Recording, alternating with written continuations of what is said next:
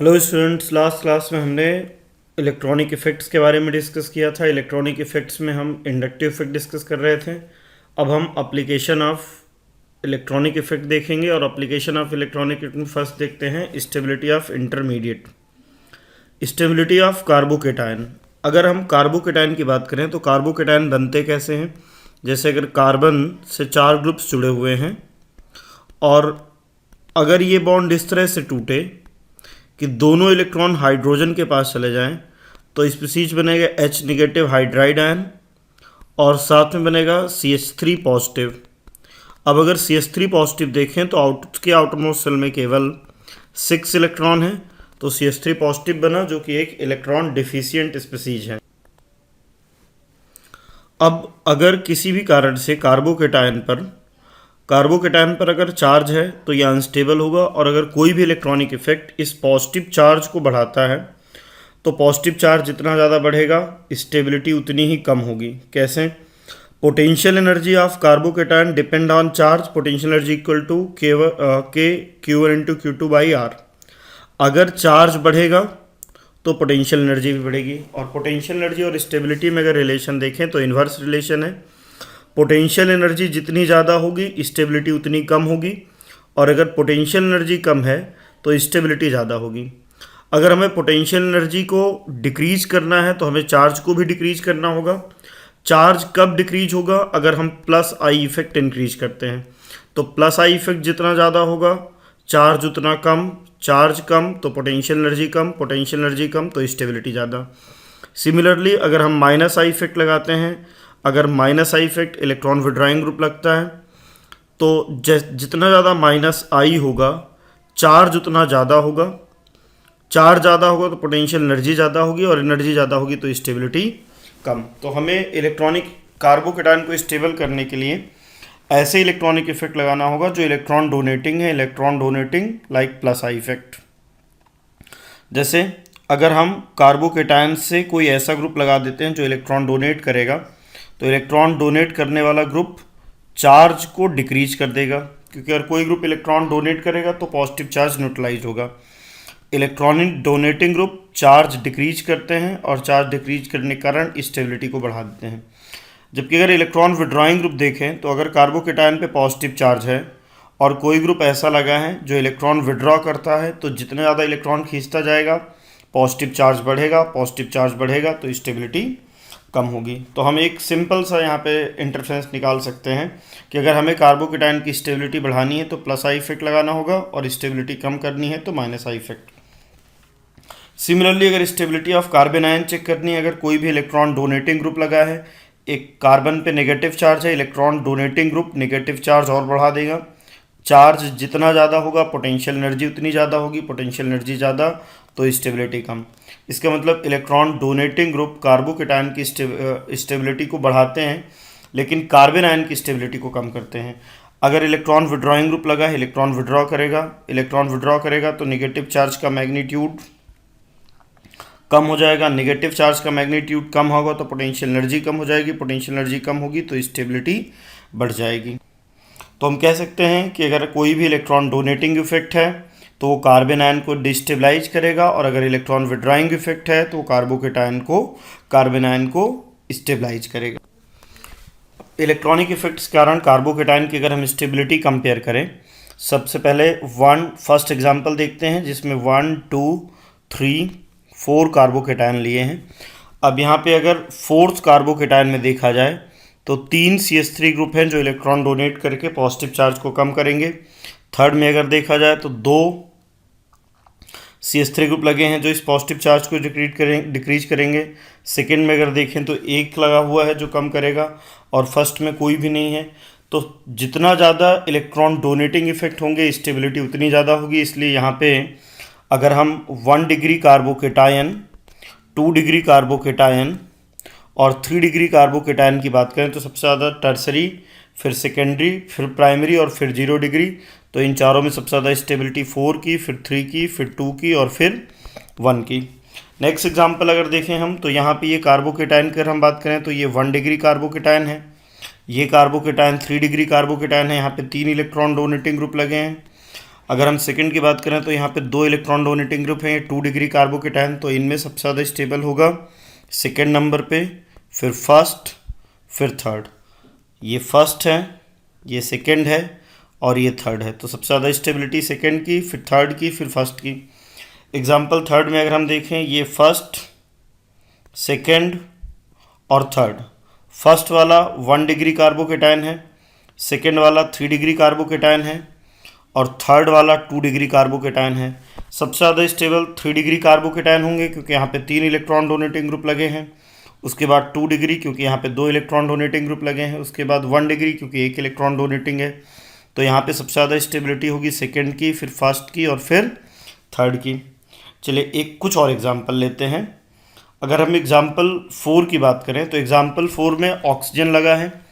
हमने कल की क्लास में डिस्कस किया था, कोई भी इलेक्ट्रॉन विड्रॉइंग इफेक्ट होगा अगर वो कार्बन से ज़्यादा इलेक्ट्रोनेगेटिव है, ऑक्सीजन से कार्बन ज़्यादा इलेक्ट्रोनेगेटिव है, इसलिए ऑक्सीजन माइनस आई इफेक्ट लगाएगा। यहाँ पर भी ऑक्सीजन माइनस आई लगा रहा है, यहाँ पे नाइट्रोजन माइनस आई और यहाँ पे 2 नाइट्रोजन माइनस आई। अब यहाँ पे ऑक्सीजन का इलेक्ट्रॉन विड्रॉइंग पावर नाइट्रोजन से कंपैरिजन में ज़्यादा है। यहाँ पे एक ऑक्सीजन है जो दूर से विड्रॉ कर रहा है और एक ऑक्सीजन है जो पास से विड्रॉ कर रहा है। तो इंडक्टिव इफेक्ट का सीक्वेंस होता है, सबसे पहले हम देखते हैं डिस्टेंस, उसके बाद नंबर और फिर पावर। यहाँ पे 2 नाइट्रोजन विड्रॉ कर रहे हैं, यहाँ पे एक ऑक्सीजन विड्रॉ कर रहा है, तो नंबर पहले इंपॉर्टेंट है। तो सबसे ज़्यादा विड्रॉइंग बिहेवियर 4th का होगा। अगर 4 सबसे ज़्यादा विड्रॉ कर रहा है तो 4 की स्टेबिलिटी सबसे कम होगी। अगर यहाँ पर देखें तो नाइट्रोजन का डिस्टेंस भी दूर भी है और नंबर भी कम है, एक ही नाइट्रोजन है, पावर भी सबसे कम है, तो इसके लिए सबसे ज़्यादा स्टेबल होगा थर्ड।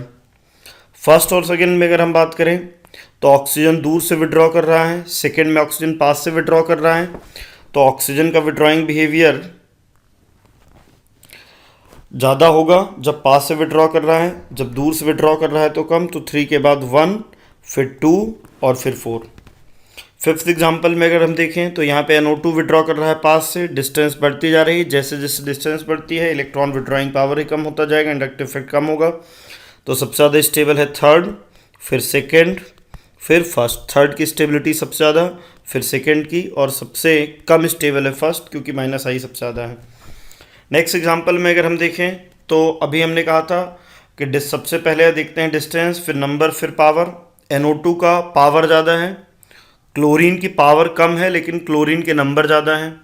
अगर और क्लोरीन NO2 ग्रुप के कंपैरिजन में पास में भी लगा है। अगर फ्लोरीन देखें तो डिस्टेंस सेम है लेकिन नंबर क्लोरीन के ज़्यादा हैं। तो अब यहाँ पे और लास्ट में है CN, NO2 और CN सेम डिस्टेंस में है लेकिन पावर विड्रॉइंग बिहेवियर NO2 का ज़्यादा है।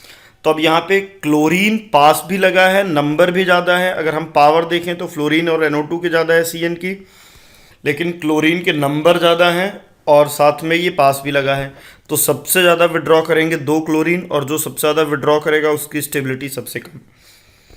फिर 2 Cl के बाद फ्लोरीन पास लगा है और जो पास लगा है वो ज़्यादा विड्रॉ करेगा, तो इसके बाद 3। 1 और 4 में NO2 का पावर ज़्यादा है, डिस्टेंस NO2 और CN की सेम है, तो CN कम विड्रॉ करेगा, NO2 ज़्यादा विड्रॉ करेगा। और अगर NO2 ज़्यादा विड्रॉ करेगा तो NO2 की स्टेबिलिटी कंपैरिजन में कम। CN सबसे कम विड्रॉ कर रहा है तो CN की स्टेबिलिटी सबसे ज़्यादा, तो 4, 1, 3, 2 इसका सीक्वेंस होगा। चलिए कुछ और एग्जांपल देखते हैं।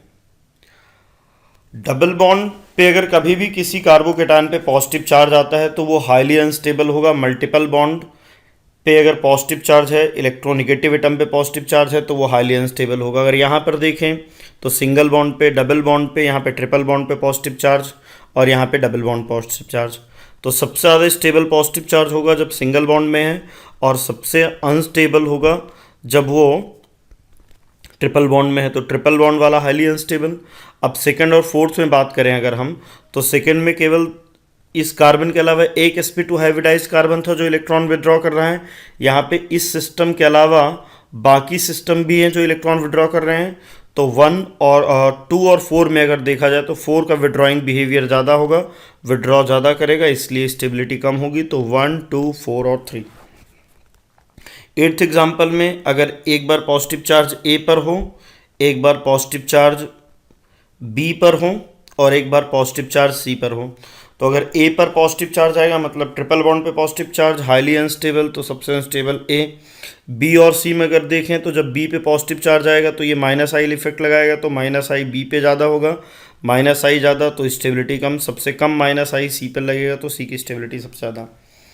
अगर एग्जाम्पल 9 में हम देखें तो ऑक्सीजन यहाँ विड्रॉ कर रहा है, यहाँ पर भी ऑक्सीजन विड्रॉ कर रहा है, हमें लग रहा है कि यहाँ पे सबसे ज़्यादा विड्रॉ कर रहा है फर्स्ट में, तो फर्स्ट, सेकंड और थर्ड में स्टेबिलिटी का सीक्वेंस होना चाहिए। सबसे कम विड्रॉ कर रहा है थर्ड में, तो थर्ड सबसे ज़्यादा स्टेबल, फिर सेकंड, और फर्स्ट सबसे सबसे ज़्यादा विड्रॉ कर रहा है तो इसकी स्टेबिलिटी सबसे ज़्यादा। लेकिन यहाँ पे एक फैक्टर है अल्फ़ा इफेक्ट, अल्फ़ा इफेक्ट या रेजोनेंस होने के कारण इस मॉलिक्यूल में एक एक्स्ट्रा कोवेलेंट बॉन्ड बन जाएगा, और एक एक्स्ट्रा कोवेलेंट बॉन्ड बनने के कारण इस कार्बोकेटायन की स्टेबिलिटी काफ़ी ज़्यादा होगी। तो अब सबसे ज़्यादा स्टेबल हो जाएगा फर्स्ट, फिर थर्ड, फिर सेकंड, और इसका रीज़न है अल्फ़ा इफेक्ट। अल्फ़ा इफेक्ट सारे इलेक्ट्रॉनिक इफेक्ट में सबसे ज़्यादा स्टेबलाइजिंग इलेक्ट्रॉनिक इफेक्ट है। लास्ट एग्जांपल देखते हैं, 10th एग्जांपल। यहाँ पे अगर X लगा दिया जाए और X fluorine CH3 CCl3 NO2 में है, तो सबसे ज़्यादा स्टेबिलिटी तब होगी जब B लगा हुआ है CH3, क्योंकि CH3 स्टेबलाइजिंग है। CCl3 F और NO2 में सबसे ज़्यादा विड्रॉइंग NO2 है, तो स्टेबिलिटी सबसे कम। अगर F देखें और CCl3, तो F जब कार्बन चेन से लगा होगा तो डायरेक्ट लगा होगा, लेकिन जब CCl3 लगा होगा तो बीच में एक कार्बन आ जाएगा। तो क्लोरीन के नंबर तो ज़्यादा हैं, लेकिन डिस्टेंस बढ़ जाने के कारण फ्लोरीन का विड्रॉइंग बिहेवियर ज़्यादा होगा। CCl3 कम विड्रॉ करेगा तो स्टेबिलिटी ज़्यादा होगी। A फ्लोरीन ज़्यादा विड्रॉ करेगा तो स्टेबिलिटी कम होगी। Thank you very much. Next class में हम कार्बन आयन की stability, electronic effects, inductive effect से डिस्कस करेंगे। Thank you very much.